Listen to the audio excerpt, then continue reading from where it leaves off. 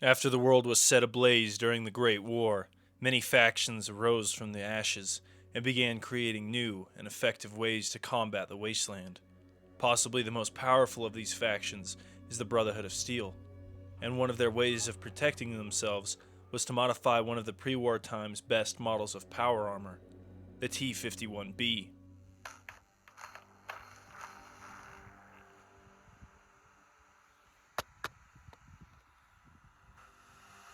There are tales littered all across the wastelands of the old world. Within these tales are secrets, knowledge, and legends waiting to be told. I've traversed the boneyards of once great cities to collect these chronicles of post-apocalyptia. Some of these stories are beyond logical reasoning. Are these just radiation-poisoned brains conjuring up these myths, or is there some truth to be found in them? Only you can decide, as we step into the haze of Wastelord's legends.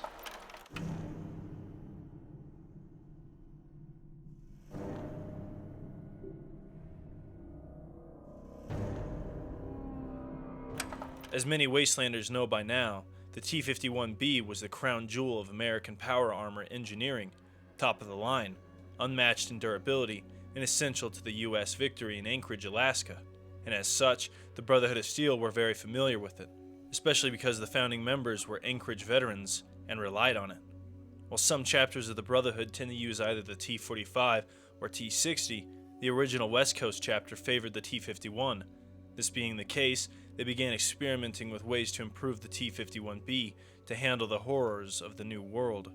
The Lost Hills chapters did a lot of work researching and creating schematics, although they were unable to create an actual prototype that didn't overheat due to a lack of resources. So they transmitted their progress over to the Appalachian chapter in hopes that they could solve the problems they were facing with this new model's development. The Appalachian chapter, who were currently becoming increasingly overwhelmed by the scorched threat, received these schematics, and after some research, they knew exactly what they needed to make this heavily modified T-51 a reality: Ultracite. Ironically, the very thing that the scorched are known to stay around, as well as produce from their skin, is the same thing the Brotherhood used to upgrade the T-51. This thing being the Ultracite ore. Ultracite is a very powerful ore that, to my knowledge, has only been found in Appalachia. This ore has many properties. It is radioactive, heat-resistant, a powerful energy source, and is highly corrosive when it comes into contact with depleted ultracite. The Brotherhood used this miracle ore and finished the schematics for the aptly named Ultracite power armor. However, there was a major issue with this new model. The Appalachian Brotherhood didn't yet have the resources to create this power armor, and disaster struck. The satellites used for communication fell, and the Brotherhood in Appalachia were wiped out by the Scorched. The Ultracite project lost to time, until Vault 76 reopened in 2102. The pioneers of Vault 76 were able to uncover the schematics and officially wrote this model into the burnt pages of post-war history. As an avid explorer, researcher, and power armor enthusiast, I also made my way to Appalachia and into Fort Defiance. Once inside, I explored its dark halls echoing with the screams of ferals and downloaded the schematics to my Pip-Boy. After collecting the necessary materials, most notably Ultracite, I faithfully recreated this power armor into what the original prototype would have been. The armor itself, of course, resembles the T-51, although it is obvious it is heavily modified. The armor is far more rigid and even adds handlebars, similar to the other T-Series models. Starting at the feet of the armor, these are unchanged. Moving up towards the legs, the calf region is unchanged in the front, but the back now has these strange additions, and for lack of a better word, I'll call them nodes. These nodes stick out the leg and likely act as ultracite power nodes, or coolant areas. The knee area is now filled in and sticks outwards rather than inwards, allowing for possibly better shielding. The thigh area remains almost unchanged, with the exception of an additional armor plate above the knee region. The torso now sticks out more and has vents that allow for more cooling due to the use of ultracite. The back also has additional armor and covers the large tanks in the back halfway up. This area also has a heat vent for additional cooling. The forearm area now has a very large armor addition that increases the armor's profile, and perhaps was designed to house ultracite or more cooling features. Moving up towards the bicep area, this remains unchanged, except for a node sticking out the back. The pauldrons of the armor have additional plating that seem to deflect melee attacks better, as well as a flat area on top with handlebars, although I'm unsure what these could be used for other than storage. The helmet of the Ultracite power armor is also modified and even splits the visor in two. The face area is more prominent and foregoes the vents in favor of a more sleek look. The forehead region also ditches the vents. The helmet's tubing now has large vents on the side, making up for what was lost on the front of the helmet. The headlight is slightly altered, resembling more like the T60, and the rangefinder no longer has buttons on the side or the additional piece on the top. While these modifications make the Ultracite power armor far more resistant to radiation, they unfortunately draw back the armor's ballistic resistance only very slightly, more than enough to be negligible. But when it comes to its electrical resistance, it is reduced by almost 15%. These modifications also make the armor less likely to deflect attacks, as it's a more rigid design, unlike the original T-51.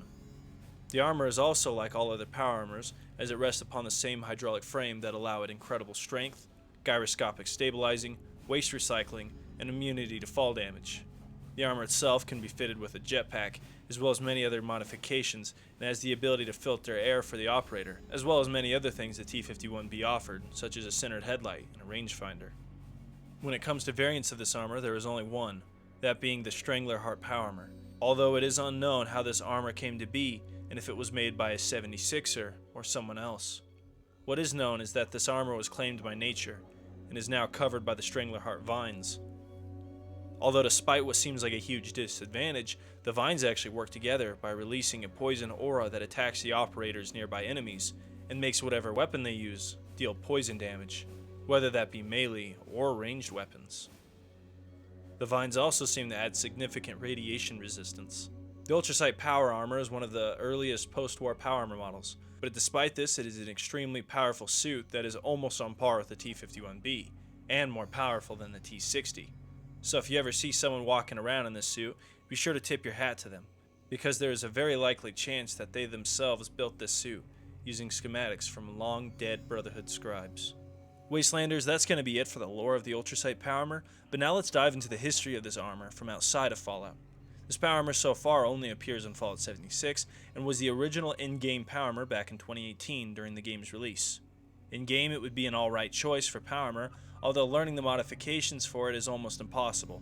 For example, Emergency Protocols has a 0.315% chance of dropping from the Scorch Beast Queen, and an even lower chance of dropping from normal Scorch Beasts. And the best mod, being the Calibrated Shocks, has a 0.081% chance, and only drops from the Scorch Beast Queen. I am level 820 and still don't have all the mods for it, despite doing the event Scorched Earth countless times.